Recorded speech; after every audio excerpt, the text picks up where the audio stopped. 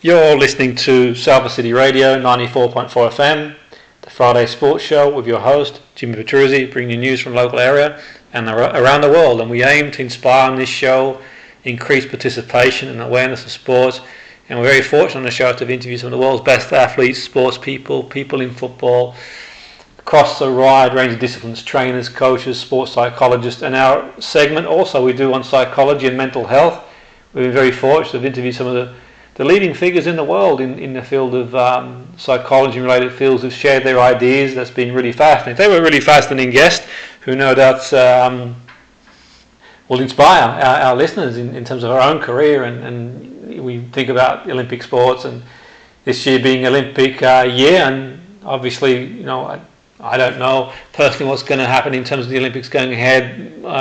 That's above and beyond me, but we know there's going to be a point that it will be, and it's really important that athletes, I think, are able to sort of share their own sort of careers to inspire the generation coming through. And we've got a great athlete who's going to share that with us. Those of you who are familiar with swimming and who watch the Olympics will know as Jemma Lowe. Jemma Jarvis is her name now. She's married. And Jemma, welcome to the show. Great to have you on board. Great, thank you. Thanks a lot for having me. It's great. It's great to have you on board, and it's always good to have people on board like yourself, Jemma, who've been there, who've competed in the Olympic Games and the Commonwealth Games at the highest level. And swimming, we've seen swimming improve in the UK over the last. There's always been some good swimmers, but I think there's been an improvement. That's for sure. And people like yourself, obviously competing in the world stage. So I suppose we can start from the beginning, Jemma. What got you into swimming? What was your motivation to go into swimming in the beginning?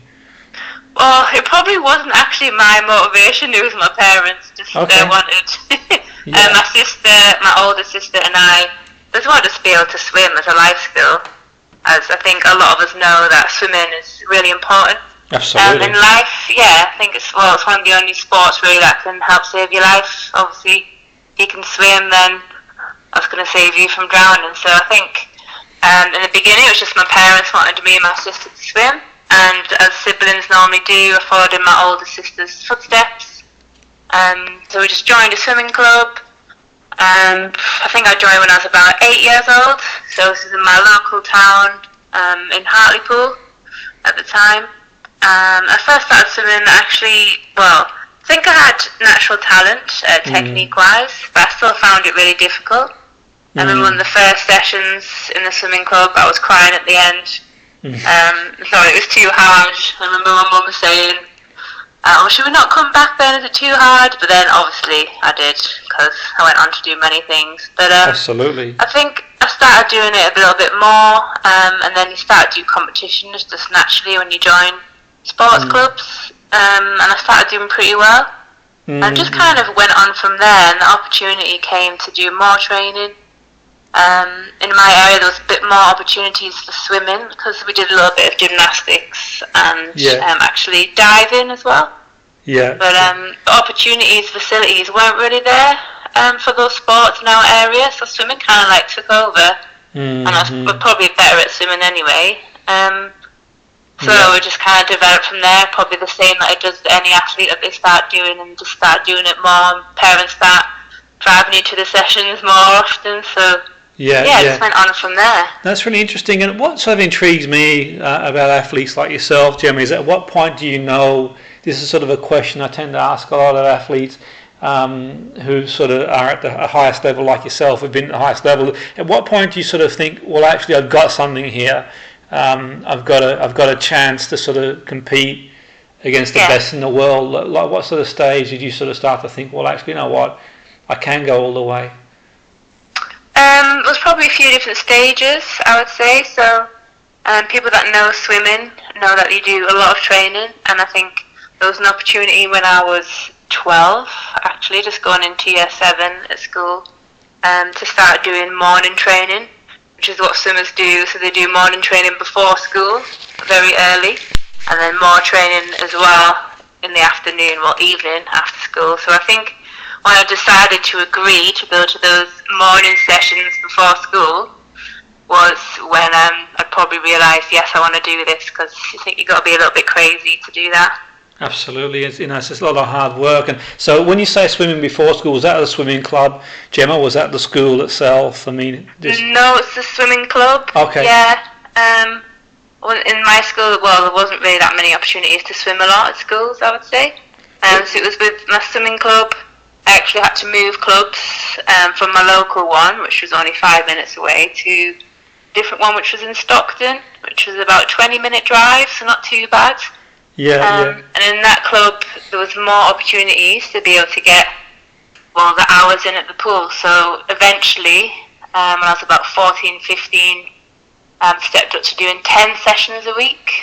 So each session was 2 hours long. And so it was 20 hours swimming a week by the time I was 15.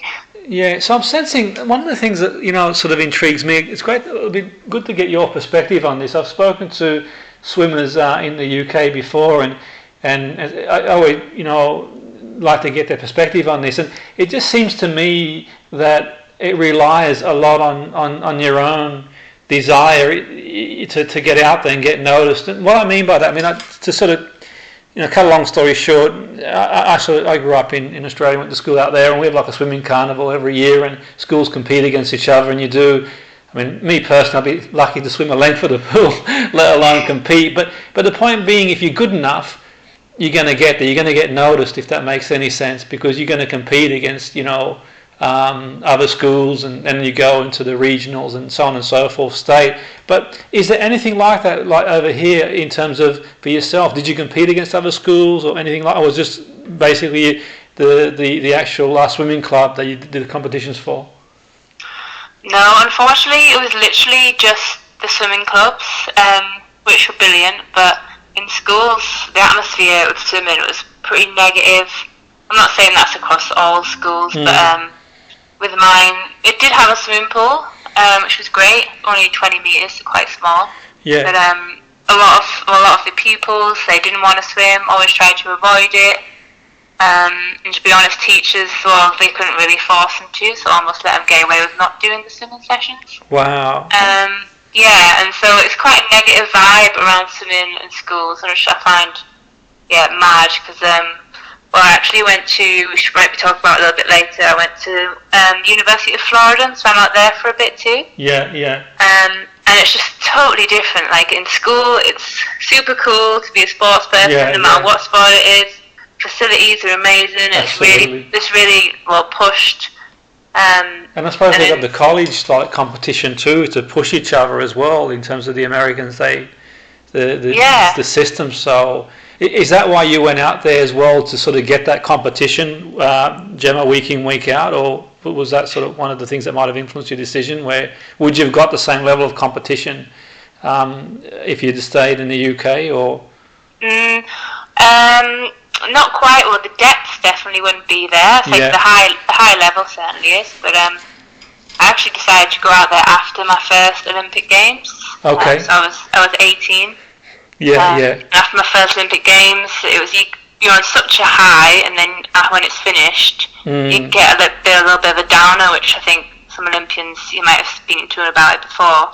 Yeah. And in my first Olympics, I just saw so many Americans dominated almost every event. And I just wanted to know, what are they doing out there? Yeah. What are they doing that's different? Absolutely. And to be honest, like the training we do here, probably most countries do similar things, like working as hard as you can, always trying to work smarter. But I think just like how we've mentioned talking about schools, I think because in America you're brought up with positive atmosphere, team environment. It's cool to be a sports person from a very young age, and that's brought up from when you're young. And then obviously over here, it's a little bit different in some schools. It's not always cool to be doing sport, and I think it's literally just the environment from a young age is very different. But absolutely. Yeah. But I mean, in saying that, I think it has changed in the sense that over the years, I mean, GB had a great performance in 212, and 216 followed up with a tremendous achievement. I think it was finishing second on the table overall was phenomenal, really. And I suppose we've seen GB in rowing and cycling and many other sports do well. So there are changes, and also swimming obviously has improved and sort of coming a long way. But you'll know more than me, no doubt. But where do you see swimming now in the UK? Where sort of what are your thoughts in terms of moving forward to sort of compete against the world's best? It's definitely stepped up massively. I remember when I was a little girl and I used to watch the Olympics, particularly swimming, just because I was doing it. And you never really used to see many GB swimmers on the TV in the events. So some events won't have any GB swimmers. And it would be amazing if there was a GB swimmer in the semi-final and the finals. And this was about, 2000, 2004? Yeah. And then around 2008, I think GB did amazing in swimming, with Becca Anton getting 2 golds. Bronze, and we had some bronzes as well. And I think ever since then it's just stepped up quite a lot. There's a lot of talent out there, more role models. So yeah, obviously there's a lot of great swimmers now, like Adam Peaty winning golds all the time. And absolutely. Yeah, it's really good to have success in swimming and seeing it improve. Yeah, and I think with swimming too, it's one of them too where you mentioned earlier about the importance of being able to swim, but also I think for me, I've always encouraged sports people whenever I've sort of worked with them physically to be it footballers to do swimming because it's low impact in terms of and sort of good aerobically for them to blend it in the training program, even if you're not going to go and be a swimmer like yourself, Jemma, just recreationally. It's good for you as well. So it's very different to a lot of sports, and you do see quite a lot of elderly people enjoying swimming because socially, they can. Yeah, like you said, low impact. Good for your joints and to keep moving. It works like every muscle in the body. So absolutely. Yeah. And for you, in terms of your highlights, I mean, you're one of the fortunate. You worked hard for it. You didn't get there on fortune, but to represent, your country at the Commonwealth Games and to represent, the GB at the Olympics, it doesn't really get much bigger than that for an athlete, really, at least over here anyway. But the point being, what's it like to be and compete in the Olympics, and what would you say your highlights are? You've got a number of highlights. So what would you say? What was just to sort of our listeners to understand what it feels like to compete at the highest level and some of your highlights in your career? Yeah, it's absolutely amazing. I was thinking of what actually my biggest highlight was, and it's quite hard to pick doing it for so long. So I've got a few. The first biggest highlight was actually qualifying for my first Olympic Games. Wow. So that was in 2008, so I was only 17, turning 18. Yeah. And then before then, there was big hype about the Olympics happening in London in 2012, because it's normally picked about 6 years in advance. Absolutely, yeah. Yeah, so the goal for me was always, I've got to get to London Olympics. I'll be in my 20s, 21, and obviously at home games. What an absolute opportunity in a sports person's career to have a home games. That's really lucky. Yeah, I mean, it was really buzzing. Obviously, London was buzzing at the time. And what was it like to be in the thick of it, Jemma? Like, just the atmosphere was incredible. Everyone sort of got behind the games, and we've seen the British public how they back their sport and love sport. That's why I think it's really important that investment continues, and we continue in this country to provide resources for athletes. But the actual buzz, what was it like? Was it something, for yourself? Was it surreal or? Oh yeah, it was absolutely incredible. Honestly, before then I had done quite a lot of competitions on the world stage, but for home games, you'd never really prepare yourself of what it's going to be like. So I was lucky enough to I qualified for a final in the 200 metres butterfly in the Olympics 2012, and I was in the end lane, so I walked out last. Yeah. I remember being in the zone, ready to do the race, and then I walked out and thousands of people start cheering for you, and the noise just goes through the roof, turning the volume up to max. And you just think, all these people are cheering for me. They don't really know who I am, but I'm wearing the GB kit just because I'm representing GB. Everyone's cheering for you. And that feeling you just can't explain. It's just, I'll never forget that. It's just, I mean, that's amazing. And in terms of the field, you've got obviously a tough field in the final. Did you think at any point, wow, it's just, or you're just so focused on sort of, metaphorically running your own race and focusing on yourself? At any point, do you sort of look around and think, wow, this is a really strong final here?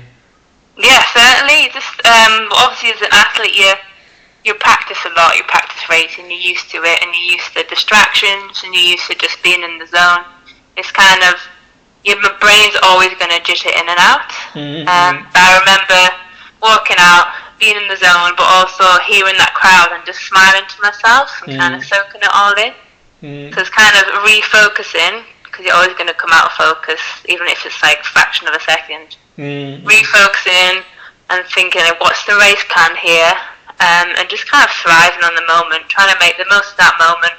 It goes so quick. All of a sudden the race is done, and you're walking out back to the team, and that's it. But absolutely, no, definitely. And is there any sort of individual races that were really big highlights for you, Jim? Obviously, you've competed, for a long time, and but any sort of specific ones that you sort of reflect back and think that's higher up in the memory for you?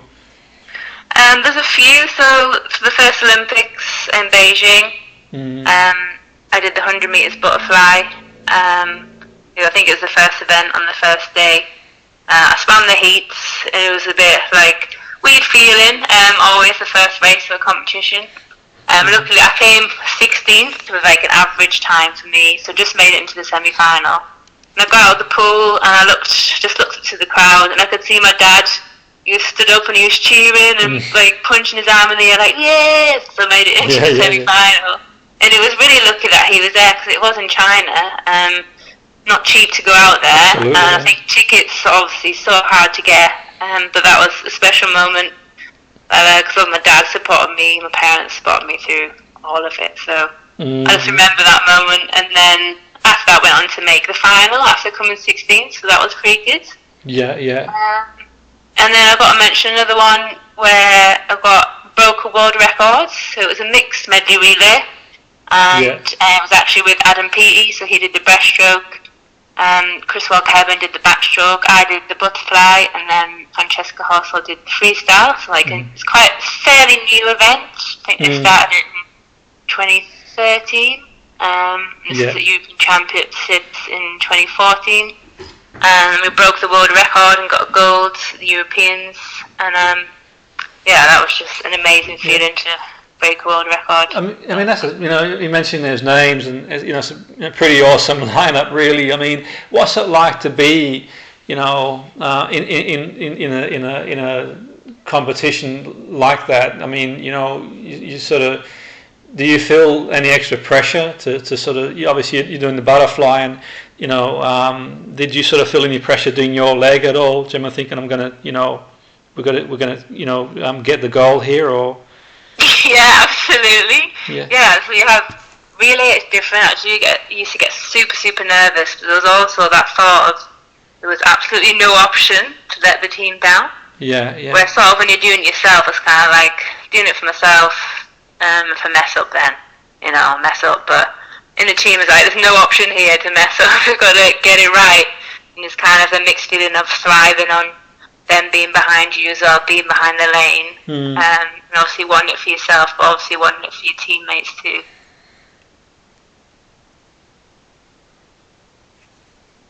Oh. Sorry, no. Can you hear? I think it just.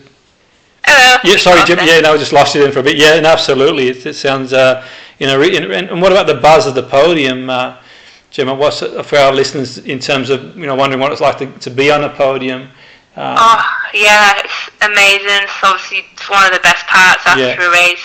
Obviously, after exercise, you're buzzing anyway from endorphins, but after the adrenaline and just having a successful race and going to the podium with your teammates as well, it's just awesome. I remember having like a smile on my face, and my mouth was aching afterwards from smiling so much. But the best feeling ever.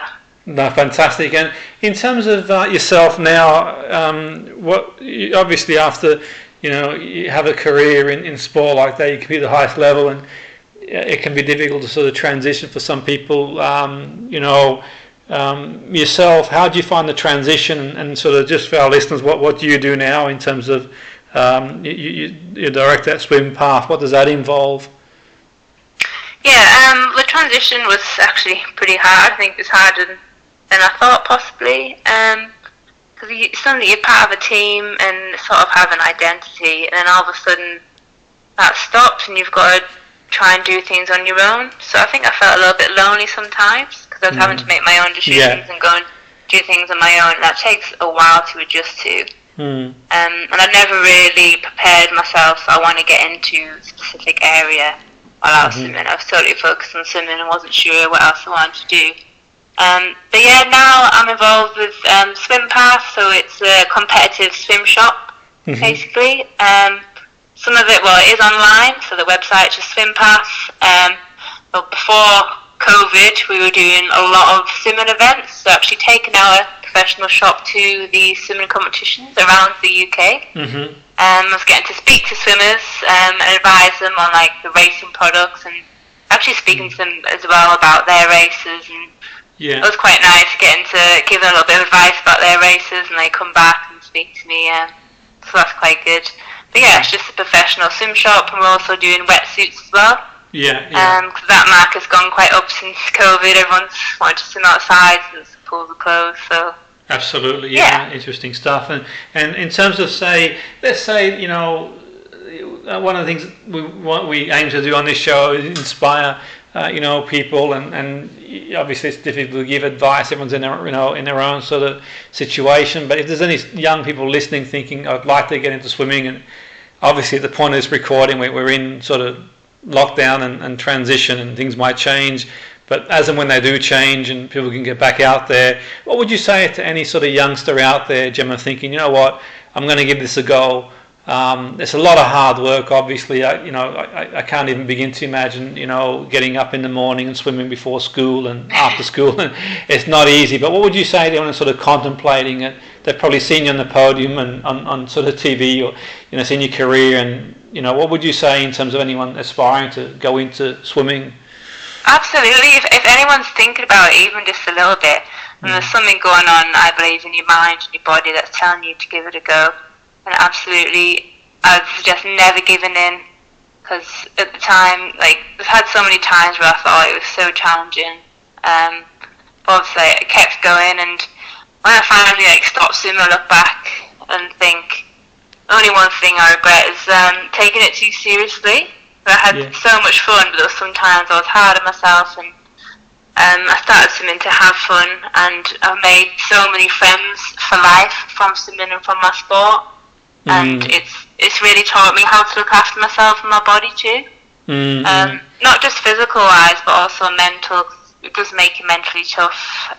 In some situations, you do have to figure out how to make yourself happy in challenging situations, and that helps you with anything in life. So I think sport, not just swimming, really teaches you life skills without you realising, and it makes you tough for hard situations in life. But getting those dreams from working hard, the best moments were after challenging times, because you come out of those challenging moments and the success feels even better because you've pushed yourself, and honestly, it's really worth it, and especially representing just your club, representing your hometown, representing your country. It's absolutely incredible. It's such a good opportunity for us in our lifetimes. Absolutely, and I suppose not everyone's going to get to the top or be the best you can be as much as anyone can do, and whether you end up sort of having a career like yourself, or compete at the highest level, you just compete at club level, and I guess it's just all relative to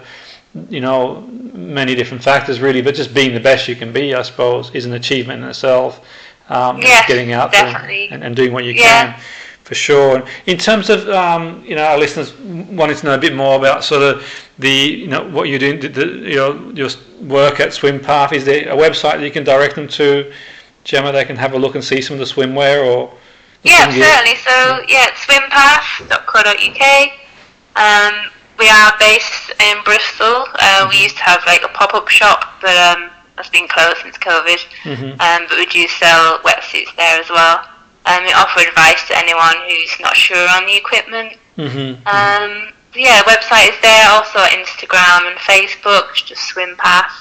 Yeah. So yeah, pretty easy to find. Brilliant, yeah, and that's really interesting stuff. So I really want to thank you, Jemma, for coming aboard the show. It's been really fascinating for me, and no doubt the listeners have really been intrigued, and it's been really kind of you to sort of share some of the insights into your career, and I suppose it's only a small show reel of what you've done, but at least we can sort of hopefully if not inspire people, at least consider taking swimming as an option just for well-being in general, as and when obviously the pools open up again. But thanks again, Jemma, for coming on the show. We wish you all the very best, and thanks again. Oh, thank you very much. Take care. Thank you. Thank you. That was Jemma Jarvis. Otherwise, Jemma Lowe is married recently, so prior to being married to Jemma Lowe, you know of her. You've sort of watched the Olympics, and like I do, and many of our listeners do, who's had an incredible career, former British Olympic international swimmer, who's competed at the very highest level, who's now a business director at Swimpath, who's kind enough to join us on 94.4 FM, Friday Sports Show, Salford City Radio, with your host, Jimmy Petruzzi.